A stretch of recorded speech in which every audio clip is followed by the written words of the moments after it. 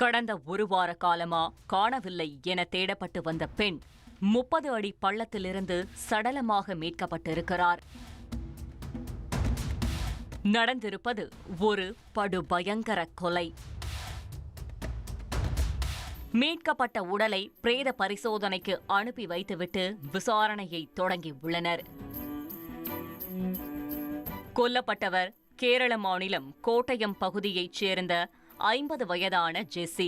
இவருக்கு சாம் ஜார்ஜ் என்கிற கணவரும் 3 மகன்களும் உள்ளனர்.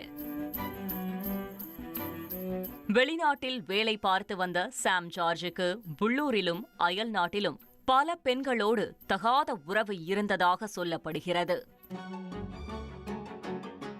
அதன் காரணமாக கடந்த 2005ஆம் ஆண்டு முதலே தம்பதிக்குள் சுமூகமான உறவு இல்லை.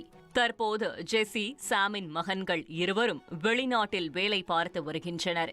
இந்நிலையில்தான் கடந்த செப்டம்பர் 26ஆம் தேதி மகன்கள் இருவரும் தாயை தொடர்பு கொண்டு செல்போனில் பேசியுள்ளனர். அதன் பிறகு அவர்களால் ஜெஸ்ஸியை தொடர்பு கொள்ள முடியவில்லை. தந்தையிடம் விசாரித்தபோது சரியான பதில் எதுவும் வராத காரணத்தால் கோட்டயத்தில் உள்ள உறவினர்களை தொடர்பு கொண்டு விஷயத்தை தெரிவித்துள்ளனர்.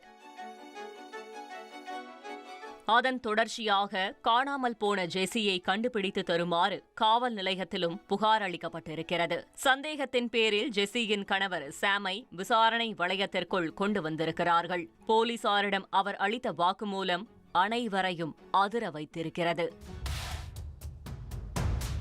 கடந்த 26ஆம் தேதி ஜெஸ்ஸிக்கும் சாமுக்கும் இடையே வழக்கம் போல் குடும்ப சண்டை நடந்திருக்கிறது. அப்பொழுது ஆத்திரத்தின் உச்சிக்கே சென்ற சாம் மனைவியின் கழுத்தை இறுக்கி கொலை செய்துள்ளார். ஜெஸ்ஸி உயிரிழந்த பிறகு அவருடைய உடலை காரில் எடுத்து சென்ற சாம் அதனை இடுக்கி மாவட்டம் தொடுபுழா அருகே உள்ள செப்புக்குளத்தில் வீசியிருப்பது விசாரணையில் உறுதியாகியுள்ளது.